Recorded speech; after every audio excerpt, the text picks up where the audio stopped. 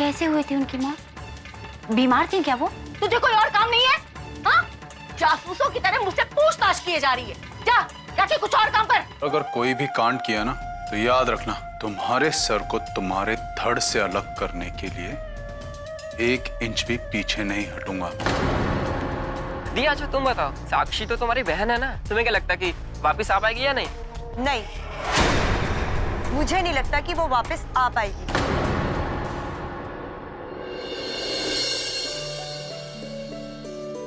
माँ जी, I am very sorry, मुझे आपको इस तरीके से अकेले छोड़कर जाना पड़ रहा है। दरअसल राजबाला मेनका और देवान को गांव छोड़ने गई हुई है और अर्जुन एकेडमी गया हुआ है।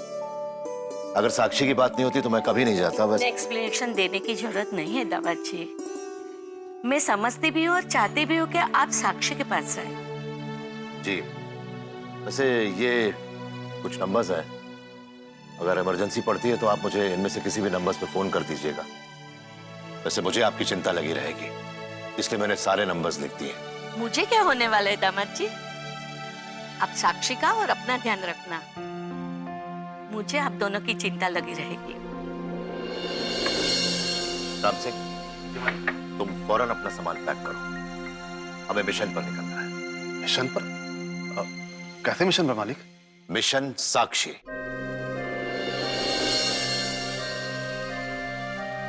राम सिंह, साक्षी की सिक्योरिटी के लिए हमें जोगिंदर सिंह के गांव में रहना होगा, वहां के एक गेस्ट हाउस में।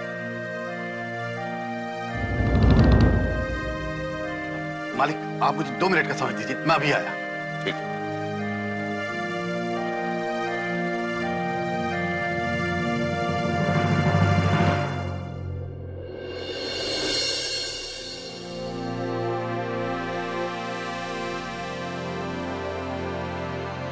अरे वाह, आ गई महारानी वापस अपने कमरे में। हो गई तसल्ली बेबे के कान भर के? तू अपने आप को बहुत होशियार समझती है ना? ये जो तूने कल रात किया है ना, इसकी बहुत बड़ी भरपाई चुकानी पड़ेगी तुझे। तूने मुझसे पंगा लिया है ना, तुझे बहुत जल्दी पता चल जाएगा कि तूने कितनी बड़ी गलती की है। नहीं नहीं बुआ जी, आप गलत समझ रहे हो।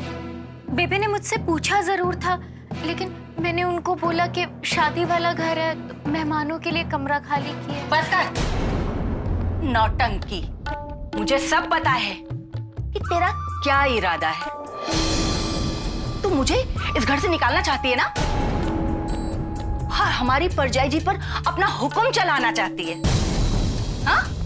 अरे बेबे तो वैसे ही तेरा लिखा हुआ भजन गाती है। नहीं नहीं बुआ जी, आप गलत समझ रहे हो। मैं ऐसा क्यों करूंगी? बस कर, और अब मेरी बात ध्यान से सुन ले। तूने अगर ज्यादा होशियारी दिखाई ना, तो ये जो तेरी नंद है ना, लाडली, वो मेरे यहाँ बहू बनकर जा रही है। यहाँ का जो भी किया धरा है ना, वहां मैं उससे चुकाऊंगी। इसलिए आगे कुछ भी करने से पहले मेरे बारे में सोच लेना। बुआ जी मुझे कितना गलत समझ रही हैं।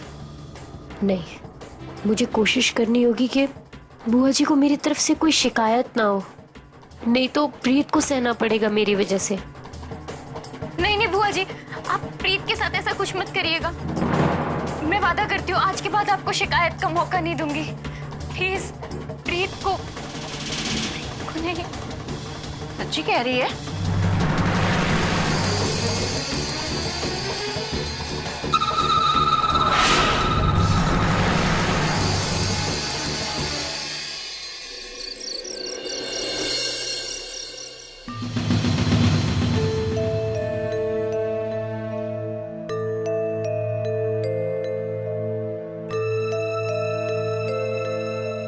जी, दरअसल घर में ब्याह शादी का वक्त है तो मेरा आना मुश्किल होगा। हाँ जी, हाँ, सत श्री अकाल, सत श्री अकाल। रखते हैं।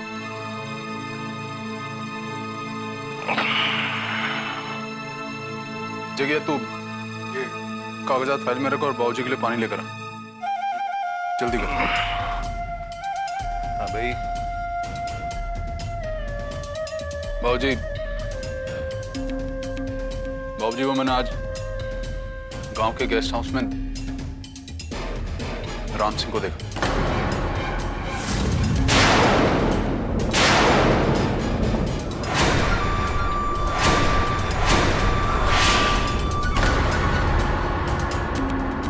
सिर्फ नजर रखना, प्रीत का ब्याह हो जाए उसके बाद सोचते हैं क्या करना है। तो ये शादी में बड़े बड़े लोग और मंत्री आने वाले हैं, तो कोई तमाशा नहीं चाहिए मुझे।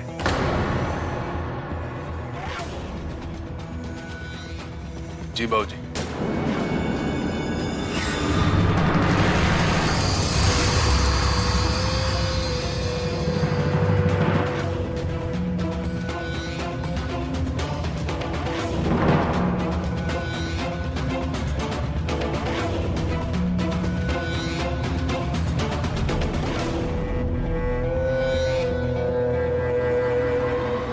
खा ले पुत्र, खाएगी नहीं तो कमजोरी आ जाएगी। फिर शादी के दिन तक अगर तबीयत खराब हो गई तो ये चंगी गल नहीं। अम्मा जी मैं क्या ना, मैंने भूख नहीं है, मैं नहीं खाना। भूख क्यों नहीं है तुझे? खाना तो चाहिए ना। खाएगी नहीं तो चेहरे पे कमजोरी दिखेगी, फिर ऐसा चेहरा लेके जाएगी ससुराल। वहाँ कुलजीत और उसके घर वाले देखकर क्या कहेंगे? वैसे भी ना कुड़ियों को इतना नाजुक नहीं होना चाहिए। ओए खाएगी पिएगी नहीं तो बच्चे पैदा करने की ताकत कहाँ से आएगी है? जी आपसे एक बात पूछूं? आपने बाबूजी के साथ इतने साल कैसे बिता लिए?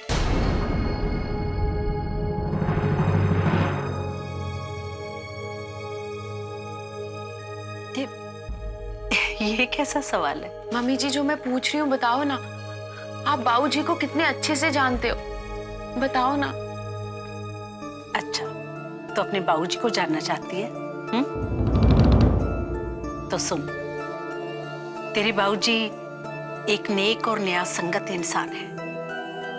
उनके लिए सही सही है और गलत गलत है, चाहे वो घर का सदस्य हो या बाहर का। बाकी एक पति के रूप में भी वो बहुत अच्छे हैं। उन्होंने हमेशा मेरा ख्याल रखा, मेरा साथ दिया। देखा जाए तो उन्होंने पूरे परिवार का साथ दिया। दुनिया भर की खुशियां दी है इस परिवार को। रब उनकी उम्र लंबी करे। वो सिर्फ देखने में सख्त लगते हैं लेकिन दिल के बहुत अच्छे हैं, बहुत अच्छे इंसान। ऐसे इंसान जो तुझे कहीं भी देखने को नहीं मिलेंगे, सच कहती हूँ।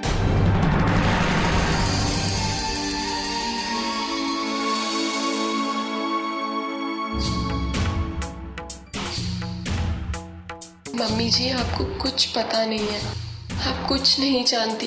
कितनी भोली हैं आप नहीं जानती कि आप एक खूनी के साथ अपना जीवन काट रही हैं। बाबूजी घर के बाहर क्या करते हैं आपको कुछ पता नहीं है। आपके पति और मेरे बाबूजी के दो चेहरे हैं मम्मी जी, कैसे बताऊं आपको।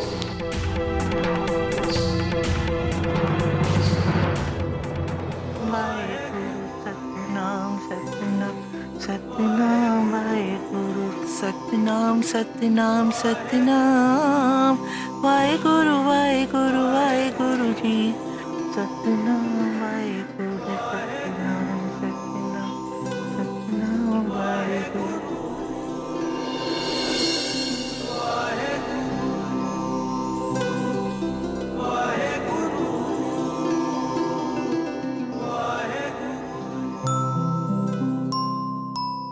अरे तू कਦੋਂ आई पुत्र?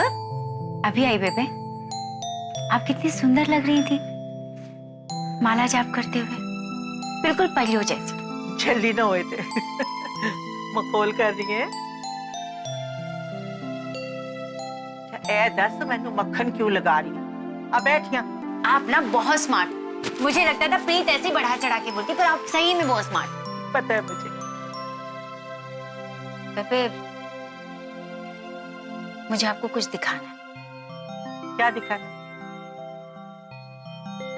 ये फोटो। ला दिखा। ये देखिए। कौन कौन है इसमें? अरे वो रुकना, ये तो अपना कुलजीत है। ये क्या कर रहा था वहां? यही तो बेबे, मैं यही आपको दिखाना चाह रही थी। जिस दिन ये सब कुछ हुआ तो कुलजीत जी भी हमारे साथ थे। कुलजीत जी के सामने अर्जुन के जख्मों को देख रही थी प्रीत, और बस सूर्या ने इन सारी चीजों का फायदा उठा लिया। सच तो मुझे सारी बात सच सच बता। बेबे, उस दिन हम सब पार्टी कर रहे थे।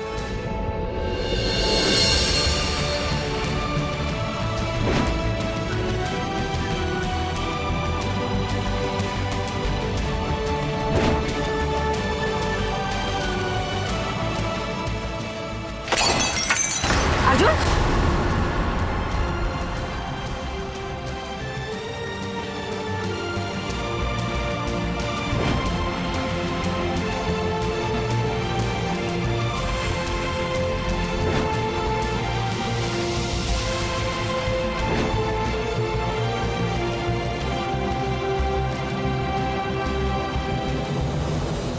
ये अर्जुन तेरे बचपन का दोस्त है और सारी ये झगड़े की जड़ सूर्या है? जी बेबे, सूर्या दूसरे प्लेटून की लड़की आए दिन हमारे लिए कोई ना कोई मुसीबत खड़े करते रहती। उस दिन भी उसने फायदा उठाया, फोटो खींची और पता नहीं आप लोगों तक कैसे पहुंच गई। बेबे, इसमें प्रीत की कोई गलती, प्रीत ने कोई धोखा नहीं दिया आप लोगों को। बस शायद उस दिन अपने बाबूजी से, वीर जी से डरकर उसने आप लोगों को बताई नहीं है बात। बहुत खराब हूं। मैंने अपनी बच्ची पे शक किया। मैं सच में बहुत खराब हूँ पुत्र, बहुत खराब हूँ। बेबे, आप अपने आप को दोष मत दीजिए प्लीज। आपकी जगह कोई भी होता और ये सब देखता तो शायद ऐसे ही करता। यही तो कह रही हूँ पुत्र, मुझे तो अपनी बच्ची पे विश्वास करना चाहिए था। मैंने भी अपनी बच्ची को गलत समझा, उसके साथ बुरा बर्ताव किया मैंने।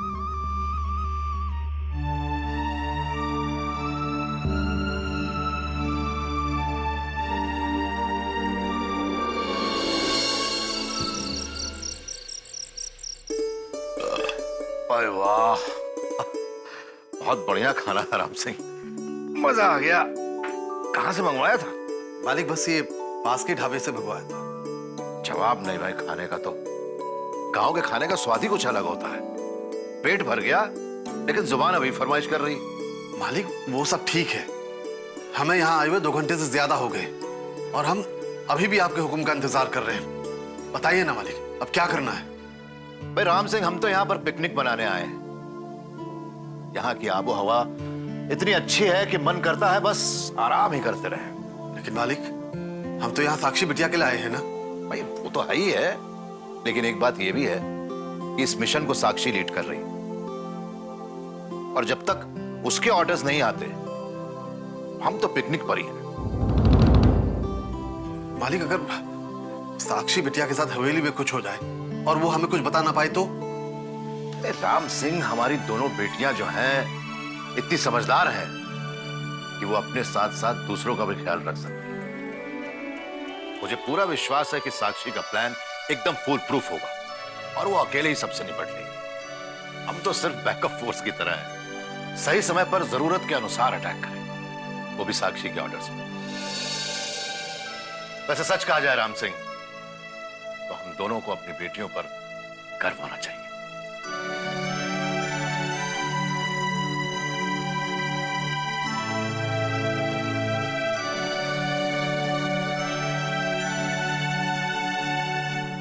आप कुछ मत कीजिए, जो हो रहा है ना उसे होने दीजिए। देखते हैं कि क्या होता है।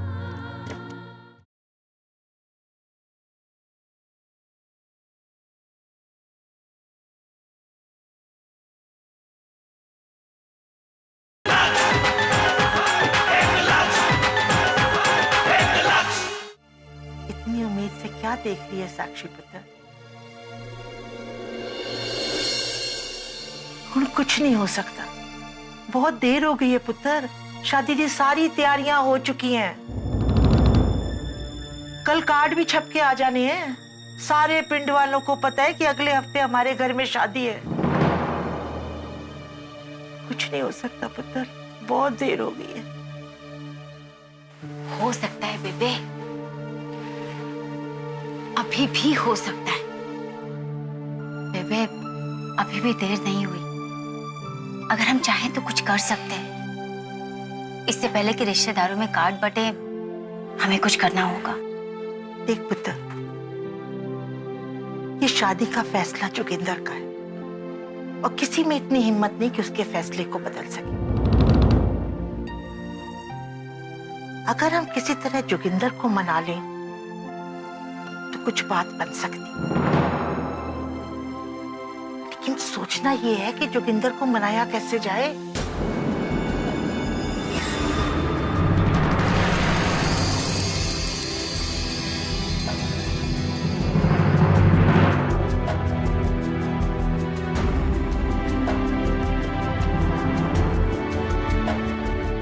बेबे मुझे एक बात बताइए, जिस समय वो हादसा हुआ था आपके परिवार का कोई था वहां पर?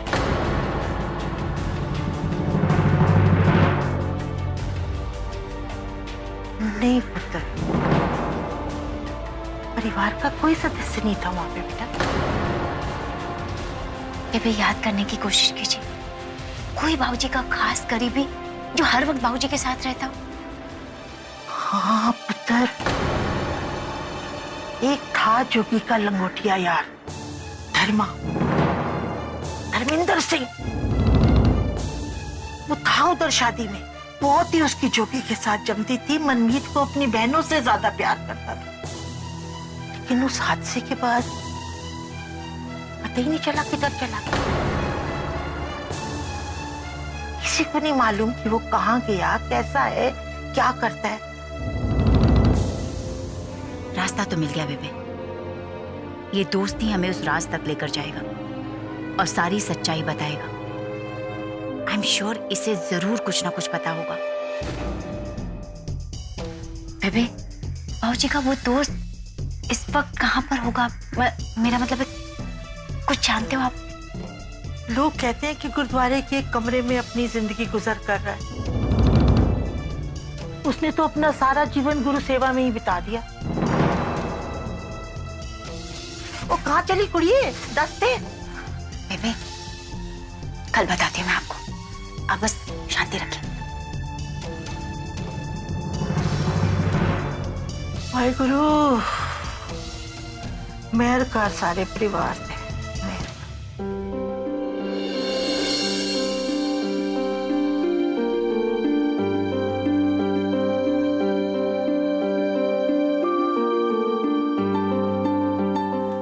फोन तो प्रीत को कर रहा हूं, लेकिन अगर प्रीत की जगह उसके गुंडे भाई ने उठा लिया तो?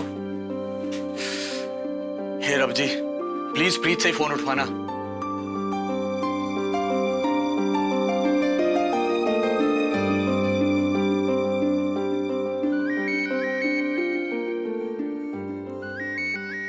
कुलजीत जी, हेलो कुलजीत जी, सत श्री अकाल। थैंक गॉड तुमने फोन उठाया। रब जी ने मेरी सुन ली। मतलब? अरे मैं वाहे गुरु जी से यही मांग रहा था कि सिर्फ प्रीत फोन उठाए, और तुम्ही ने उठाया।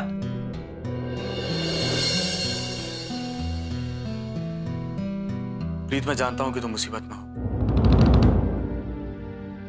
और मैं दिल से चाहता हूं कि तुम इस मुसीबत से बाहर आ जाओ। लेकिन प्रीत, अगर मैं शादी के लिए मना भी कर दूंगा ना, तब भी तुम्हारी मुसीबत खत्म नहीं होगी। प्रीत, मैं तुम्हें इस हालत में बिल्कुल नहीं देख सकता, लेकिन मेरे हाथ में भी कुछ नहीं है, और मैं क्या करूं मुझे खुद समझ में नहीं आ रहा है। कुलजीत जी, आप कुछ मत कीजिए। जो हो रहा है ना, उसे होने दीजिए। देखते हैं कि क्या होता है।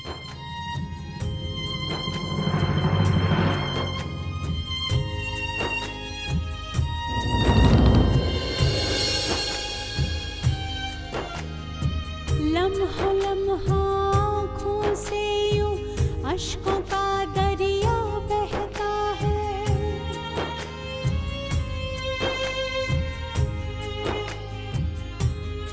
अब की बार अगर आपने मुझे कुछ और समझाने की कोशिश की तो रब्ती 100 प्रीत को मेरी लाश के ऊपर से गुजरना होगा।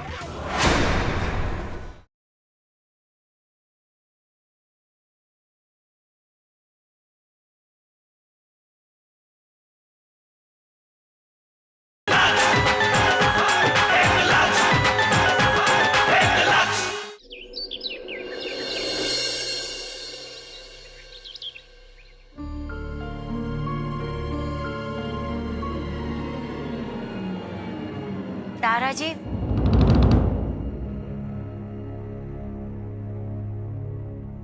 तारा जी,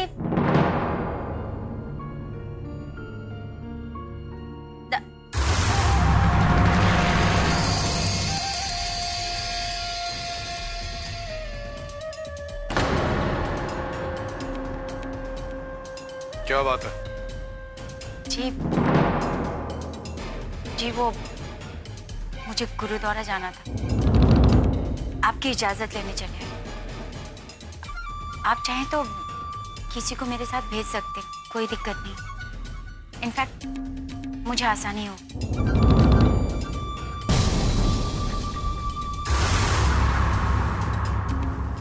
गुरुद्वारे के नाम पे तो पक्का जाने देगा। चल, मैं तेरे साथ चलता हूँ।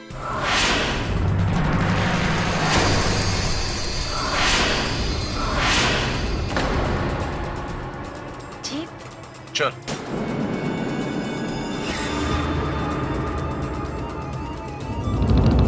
अरे यार, क्या आदमी है ये? क्यों बोला मैंने इसे कि किसी को साथ भेज दो? शिव जी, आप ही बचाओ।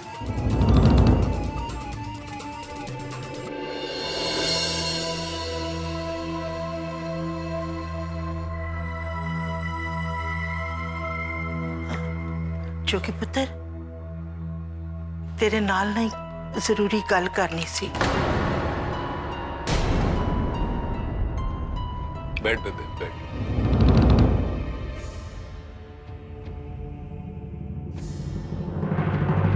एक लस्सी बना दे। जी, होने ले आई।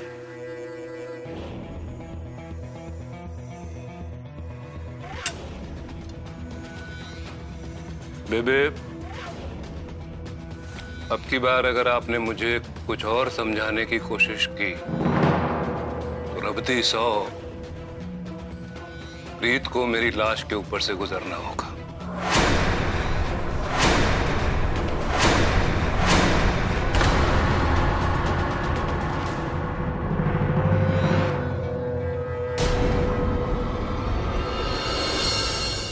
कल कुछ अजीब सी बातें कर रही थी वो आपको लेकर। ऐसे लगता था जैसे वो आपको जानना चाहती है।